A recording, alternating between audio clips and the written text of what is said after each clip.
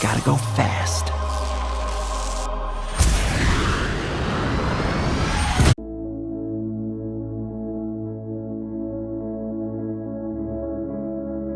Success is due 15% to professional knowledge and 85% to the ability to express ideas, to assume leadership, and to arouse enthusiasm among people.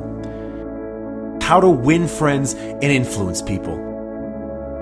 And while you might think a book published in 1936 doesn't hold a lot of weight today, you're wrong. Dale Carnegie, he has this outstanding understanding of human nature that I believe means this book will never be outdated.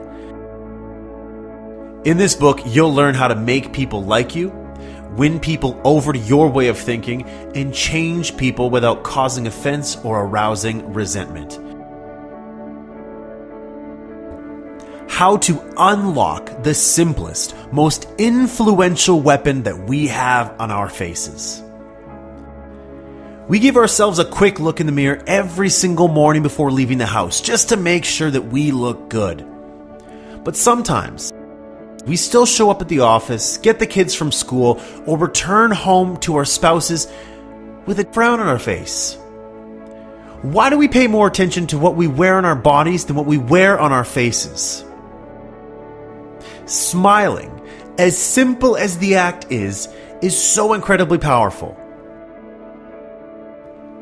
Now, of course, it can't be an insincere grin. We all know what that looks like, and we can all recognize that a mile away. But a real smile can turn someone's day around. It sends a message of goodwill. It says to someone who is under a lot of pressure from their boss, their customers, teachers, parents, children, whatever it is, that all is not hopeless. People who smile more tend to manage, teach, and sell more effectively. They live happier lives. There's far more information in a smile than in a frown. And that's why encouragement is a much more effective teaching device than punishment. Even when we're talking on the phone, a smile comes through in our voices. Carnegie tells a story of a computer department manager who was desperately trying to recruit a PhD for his department. He finally found the perfect candidate, but the boy also had offers from much larger, more reputable, more well-known companies. When the boy told the manager that he was choosing his company, the manager asked why. The boy explained, "I think it's because the managers at the other companies spoke on the phone in a cold, business-like manner, which made me feel like just another business transaction. Your voice sounded as if you were glad to hear from me, that you really wanted me to be a part of your organization." A simple smile can go a long way. Lloyd George, Great Britain's Prime Minister during World War I, who stayed in power long after the other wartime leaders had been forgotten, was asked how he managed to remain on top for so long. His response? He had learned that it is necessary to bait the hook to suit the fish. In other words, give people what they want, not what you want. Don't bait the hook in dessert, bait it with worms. Of course, you're interested in what you want, though. But no one else is. The rest of us are just like you. We're interested in what we want. To convince someone to do something, we have to frame it in terms of what motivates them. And in order to do that, we have to be able to see things from their point of view as well as our own.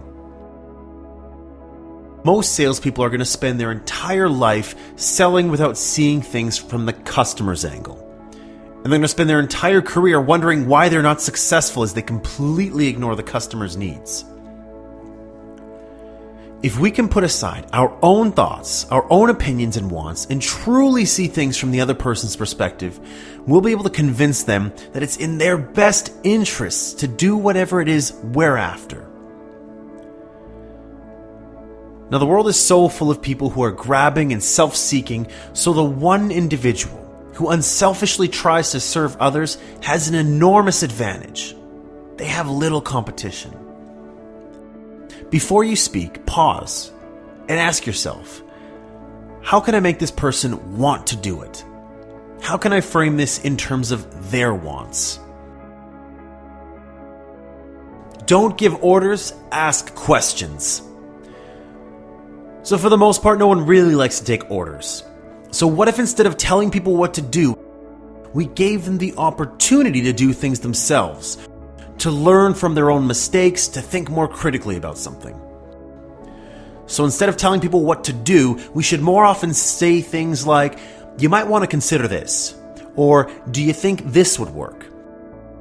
By asking questions, it also stimulates creativity, which leads to new ideas and better solutions. The real big benefit, though, the reason why you want to do this is that people are more likely to accept an order if they've had a part in the decision that caused the order to be issued in the first place. So if you're a manager and you need somebody to do something, it's so much easier just to go to them and give them an order and tell them what to do. The challenge with that, though, is that they might not do it to the best of their ability because they might resent you for it. They might say, do it yourself. I don't really want to do this. Resist the temptation to simply tell them what to do. Instead, ask them questions that will help bring them to the conclusion that that is the best action to take and will make them actually want to do it. Be a great listener and encourage others to talk about themselves. So in the book, Carnegie explains that he once attended a dinner party where he met a botanist. A botanist is someone that studies plants. And he found this person to be absolutely fascinating. So he listened for hours with excitement as the botanist spoke about exotic plants, indoor gardens, etc., until the party ended and everyone left. Now, before leaving, the botanist told the host of the party that Carnegie was the most interesting conversationalist that he had ever met in his entire life and paid him several compliments. Now, that's funny, because Carnegie had hardly said anything at all. What he did that was significant was he listened intently.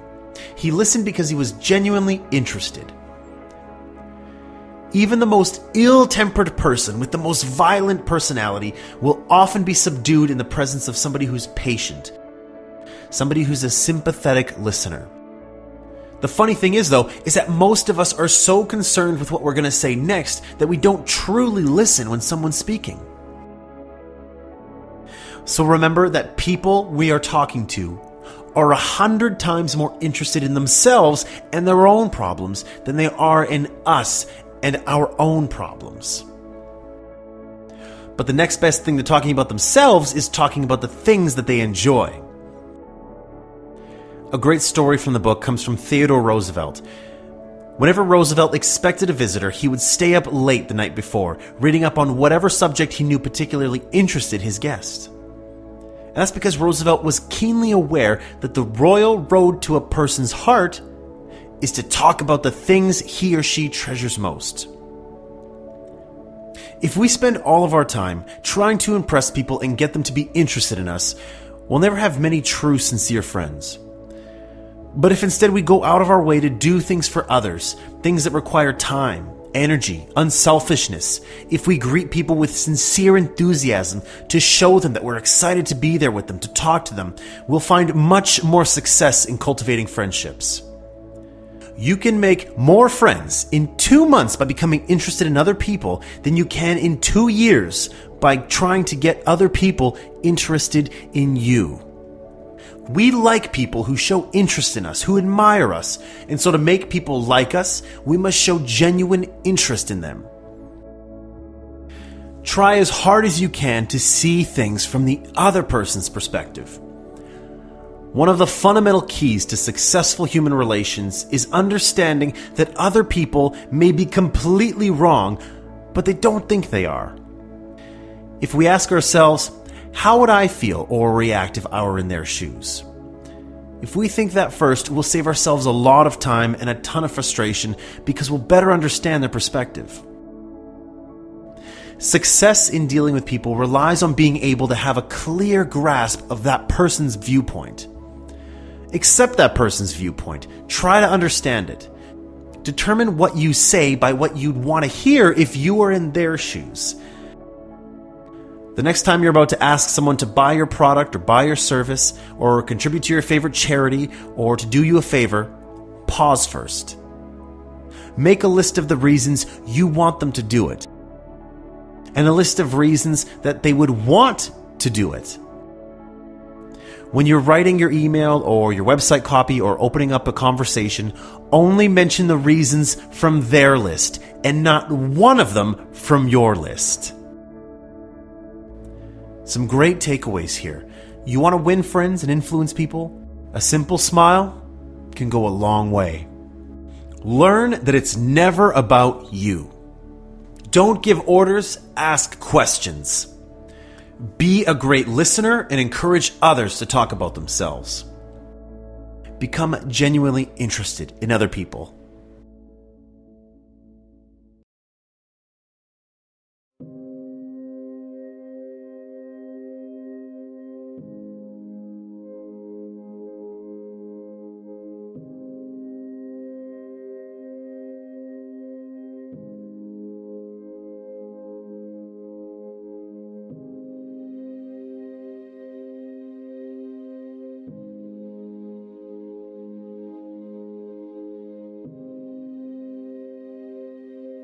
I'm sorry, Major. What was your name? Benny. Nobody cares.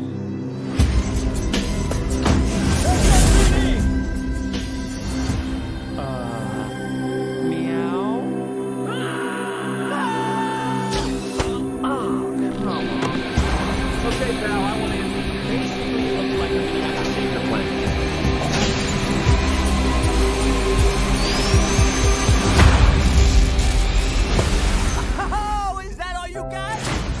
No, but thank you for asking. Uh-oh. Whatever this creature is, our job is to secure it, neutralize it, see what makes it tick.